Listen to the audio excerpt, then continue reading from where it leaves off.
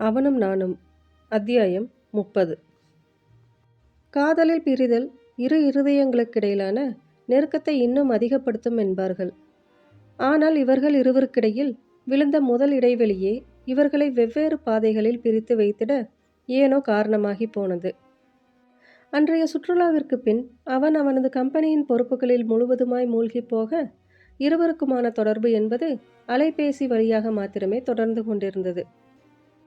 அது ஆரம்ப நாட்களில் இருவருக்குமே பெரிதாக தோன்றவில்லை என்றாலும், நாட்கள் நகர நகர இருவர் மனங்களிலுமே ஒருவரையொருவர் பார்த்து கொள்ளாத ஏக்கம் எழவே செய்தது. அதனால் இருவரும் சந்தித்து கொள்வதற்கான நேரத்தினை மிகவும் ஆவலோடு எதிர்பார்த்திருந்தார்கள். ஆனால் அப்படியான சந்தர்ப்பங்கள் அமைந்த நேரங்கள் எல்லாம் தவறான புரிதல்களும் தவறான அனுமானங்கள் மாத்திரமே அவர்களின் காதலிற்கு எதிரியாகி போனது. அன்றைய இடையில் 2 விரிவுரைகள் கேன்சல் ஆனதால் வழக்கம் போல் 3 தோழிகளும் ஒன்றாய் அமர்ந்து அரட்டை அடித்து கொண்டிருந்தார்கள். பிரீத்தியும் சௌமியும் வேறேதோ பேச்சில் மூழ்கிவிட, கீர்த்தனாவின் இதழ்கள் கண்ணன் என்று வரும் பாடல்களின் வரிகளாய் தேடிப்பிடித்து முணுமுணுக்க துவங்கியது. அவனை கண்டிடாத இந்த 2 மாதங்களாகவே அவனிற்காய் அவள் ஏங்கிய தருணங்களிலெல்லாம் அவள் அதிகமாய் கேட்டது, பாடியதெல்லாமே இந்த கண்ணன் பாடல்கள்தான். அதிலும் அன்று வழக்கத்தை விடவும் உற்சாகத்தோடும் புன்னகையோடும் பாடிக்கொண்டிருந்தாள். அதற்கு காரணம் அன்று அவன் அவளை சந்திப்பதற்கு வருவதாய் கூறியிருந்ததுதான்.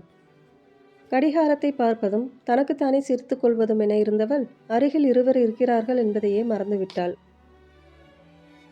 அவளது செய்கைகள் ஒவ்வொன்றையுமே சௌமி கவனித்திருந்தாலும் அவளிற்கு கீர்த்தனாவின் காதல் தெரியும் என்பதால் கண்டும் காணாததும் போலவே இருந்து விட்டாள். ஆனால் பிரீத்திக்கு அவளது நடவடிக்கைகள் அனைத்தும் விசித்திரமாக தோன்ற அதை நேரடியாகவே அவளிடத்தில் கேட்டுவிட்டாள். ஆமாம், என்னாச்சு உனக்கு? இப்பெல்லாம் ஒரு மார்க்கமாகவே சுற்றிட்டு இருக்க? அவளது அந்த கேள்வியில்தான் சுற்றம் மறந்து கொஞ்சம் ஓவராகவே ரியாக்ட் செய்து விட்டோமோ என்பதை உணர்ந்தவள் பிரீத்தியை சமாளிக்கும் வேளையில் இறங்கினாள். பாட்டு பாடினது ஒரு குத்தமா? பாட்டு படித்ததெல்லாம் தப்பில்லம்மா. ஆனால் அது என்ன 2 மாதமாகவே ஒரே கண்ணன் பாட்டுகளாகவே இருக்குது. அதுவும் பாடும்போதெல்லாம் முகத்தில் அப்படி ஒரு பரவசம்.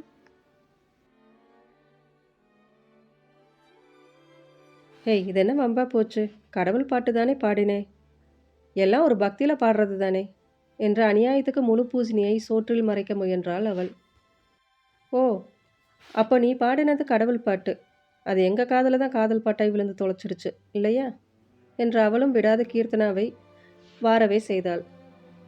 இதற்கு என்ன பதிலை கூறி தப்பித்துக் கொள்வதென அவள் திணறிக் கொண்டிருக்கும் போது அவளை காப்பாற்றிச் செல்வதற்கென்றே வந்து சேர்ந்தான் கிரிஷ். ஆனால் அவனது அந்த வருகை அவளை காப்பாற்றுவதற்கு பதில் அவளின் காதலில் முதல் கலக்கத்தை ஏற்படுத்துவதற்கான காரணமாகி போனதை விதி செய்த விளையாட்டென்றுதான் சொல்ல வேண்டும். ஹாய் கேர்ள்ஸ், எல்லோரும் எப்படி இருக்கீங்க? ஹலோ கிரிஷ், நாங்கள் எல்லோரும் ரொம்ப சூப்பராகவே இருக்கோம். ஆமாம், என்ன இந்த பக்கம்? உங்கள் ஃப்ரெண்ட் கீர்த்துவை கடத்திட்டு போகலாமேனு தான்.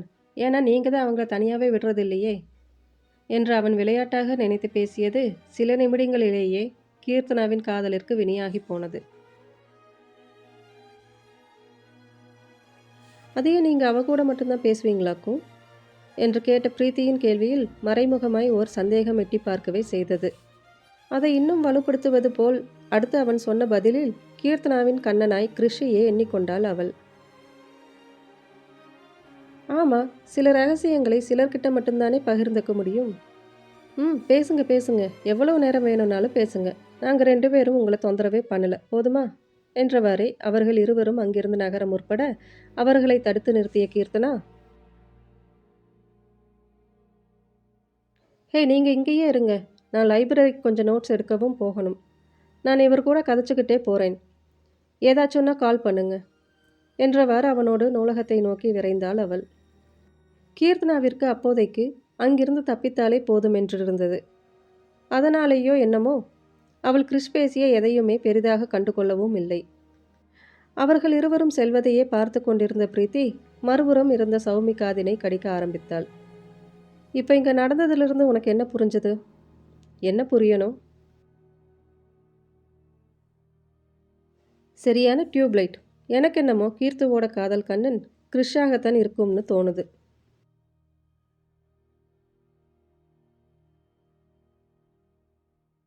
எனக்கு அப்படி தோணலை. அவங்க ஃப்ரெண்ட்லியாக தான் பேசிக்கிறாங்க என்று வெளியே கீர்த்தனாவை விட்டு கொடுக்காது பேசினாலும், உள்ளே ஒருவேளை அவளின் காதலுக்குரியவன் கிறிஷாக இருக்குமோ என்ற சந்தேகம் அவளிற்குள்ளும் இருக்கத்தான் செய்தது. ஆனாலும் அவளாக கூறாமல் எதையும் கற்பனை செய்துவிட கூடாதென்பதில் தெளிவாகவே இருந்தாள். நீ வேணும்னா பாரு, நான் சொன்னது தான் ஒரு நாள் உண்மையாகும் என்று கூறிக்கொண்டிருந்தவள் அந்த பக்கமாய் வந்த கார்த்திக் கிருஷ்ணனை கண்டுவிட்டாள். ஹே அத்தான் என்று கையசைத்து அழைத்தவள் அவன் அருகாய் வந்ததும், என்னடா கண்டு காணாதது போல போற? அப்படியெல்லாம் ஒன்றும் இல்லை. ப்ராஜெக்ட் வேலையாய் வந்தேன். அதை முடிச்சுட்டு வந்து பேசுவோம்னு நினச்சேன்.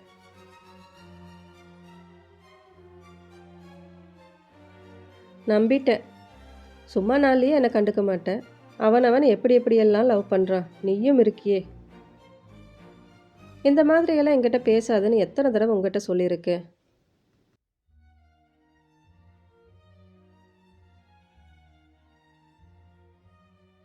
ரொம்பவும் கோச்சுக்காத. எதிர்காலத்தில் நடக்க போகிறது தானே சொன்னேன் என்று அவள் அதிலேயே நிற்கவும் பேச்சை வேறு திசைக்கு மாற்றினான்.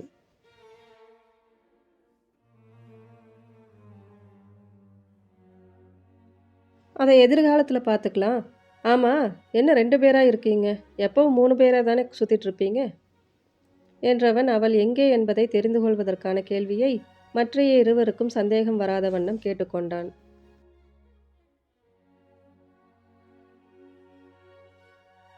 உண்மையிலேயே அவனது அலைபேசி அழைப்பதற்குமே அவள் பதிலளிக்காததால் கீர்த்தனாவை தேடிக்கொண்டுதான் அவன் அங்கே வந்ததே. எல்லாரும் உன்ன மாதிரியே இருப்பாங்களா? அவளை அவளோட காதல் புற வந்து தூக்கிட்டு போயிடுச்சு என்ற பதில் நிச்சயம் அவனிற்கு பிடித்தமானதாக இருக்கவில்லை.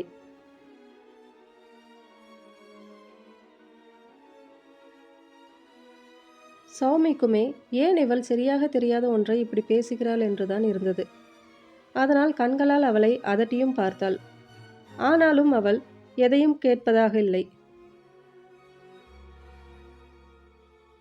காதல் புறாவா? யாரு என்ற அவனின் கேள்விற்கு பதில் கூற முற்படுகையில் தூரமாய் கீர்த்தனாவும் கிறிஷும் சிரித்து பேசி கொண்டு வருவதை கண்டவள், அதோ வர்றாங்க பாரு ஜோடியா, அவங்கதான்.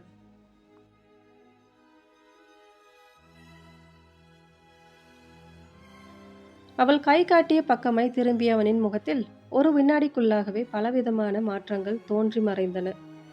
அவனுக்குள் எப்போதுமே அவள் மீதான பொசசிவ்னஸ் சற்று அதிகமாகவே இருக்கும். இப்போது பிரீத்தியின் வார்த்தைகள் வேறு அவனுக்குள் சுழன்று கொண்டிருந்ததில் மூளை இவ்வாறான எண்ணம் தவறென்று அறிவுறுத்தியும் மனது வேறு விதமாகவே எண்ணிக்கொள்ள செய்தது.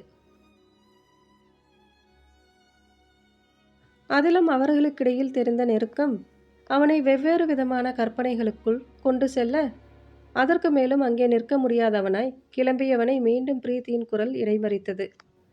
என்னடா அதுக்குள்ள கிளம்பிட்ட?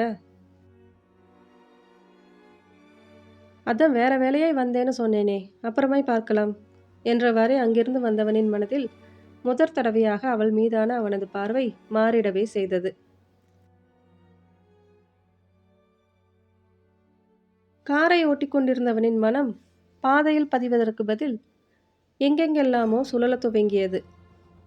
தாம் ஏன் இப்படியெல்லாம் சிந்திக்கிறோம் என்று அவனின் ஒரு பக்க மனது அதட்டினாலும், இன்னொரு புறம் அவனுக்குள் ஏற்கனவே புதைந்து கிடந்த ஒரு விதமான பயம் எதையும் முழுதாய் புரிந்து கொள்ள விடாது தடுத்து கொண்டே இருந்தது. இதில் அவனது குழப்பத்தை இன்னும் அதிகப்படுத்துவது போல் அவளிடத்திலிருந்து வந்த அலைபேசி அழைப்பு வேறு அமைந்து வைத்தது. முதலில் அவளது அழைப்புகளை கட் செய்து கொண்டே வந்தவன் ஒரு கட்டத்தில் அவள் தொடர்ச்சியாக அழைக்கவும் சலிப்புடன் போனை எடுத்து காதில் வைத்தவன், ஹலோ சொல்லு. ஹலோ கண்ணா, எங்கே இருக்கீங்க? இப்போதான் பிரீத்தி சொன்னா நீங்கள் வந்துட்டு போனீங்கன்னு.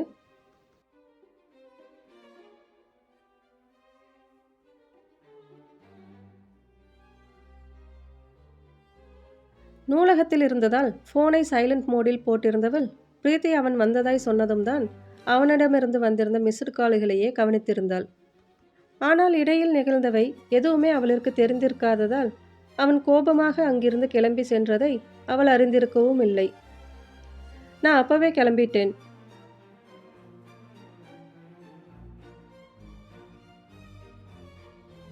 கிளம்பிட்டீங்களா?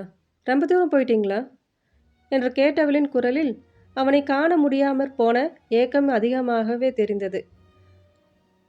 ஆனால் இது எதையுமே கண்டுகொள்ளும் மனநிலையில் அவன் அப்போது இல்லாததாலோ என்னவோ, அவளது காதலிற்கு பதில் சற்று முன்னர் கண்ட காட்சி மாத்திரமே அவனது கண்முன் வந்து நின்றது.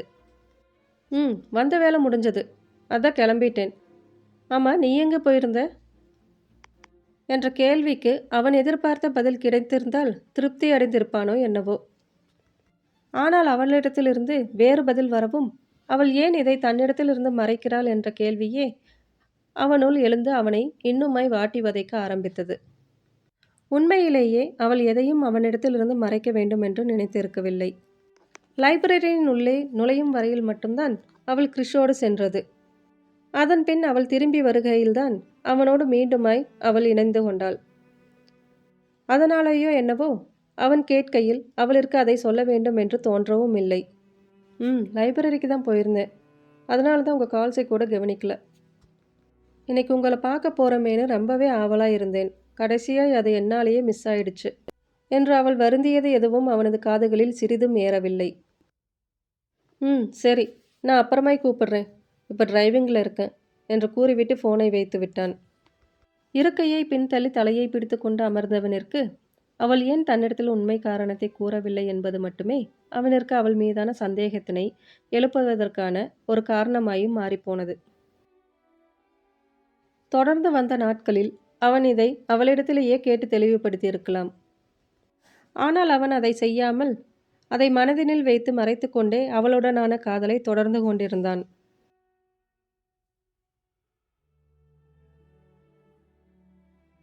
ஆனாலும் உறவுகளுக்குள் வரும் இப்படியான குழப்பங்கள் போக போக சரியாகிவிடும் என்பதற்கமைய அவனிற்குமே ஒரு கட்டத்தில் தாமா இப்படியெல்லாம் அவளை தவறாக நினைத்தோம் என்று எண்ணி மனம் வருந்தவும் செய்தான்.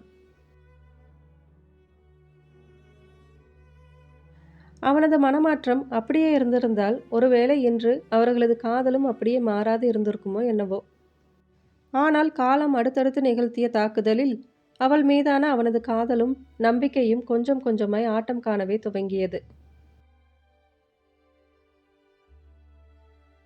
இருவருக்குமே வார நாட்களில் சந்தித்துக் கொள்வதற்கான சந்தர்ப்பங்கள் அமையாததால் வாரத்தின் இறுதி நாட்களில் சந்தித்துக் கொள்வதற்காய் அவளிடத்தில் கேட்டிருந்தான். ஆனால் அவளோ அன்றைய தினம் அன்னையோடு வெளியே செல்வதாக கூறி மறுத்துவிட்டாள். அவனும் அதை பெரிதுபடுத்தாது அடுத்த வாரத்தில் பார்த்து கொள்ளலாம் என விட்டுவிட்டான். அதை அவன் அப்படியேவே விட்டிருக்கலாம். ஆனால் அவள் எங்கே செல்கிறாள் என தெரிந்து கொண்டு அவளிற்கே தெரியாமல் சர்ப்ரைஸ் கொடுக்கலாம் என்று எண்ணியதுதான் அவர்களது உறவில் அடுத்த கலகம் ஏற்படுவதற்கான இன்னுமொரு காரணமாகி போனது. ஆம், அவளிற்கு அதிர்ச்சி வைத்தியம் அளிக்கலாம் என்று போனவன் அங்கே அவளை அவளின் அன்னையோடு காணாமல் மீண்டுமாய் கிறிஷோடு இணைத்து பார்த்ததில் உள்ளே புதைந்திருந்த சந்தேக உணர்வு மீண்டும் அவனது உள்ளத்தில் வந்து சிம்மாசனமிட்டு அமர்ந்து கொண்டது.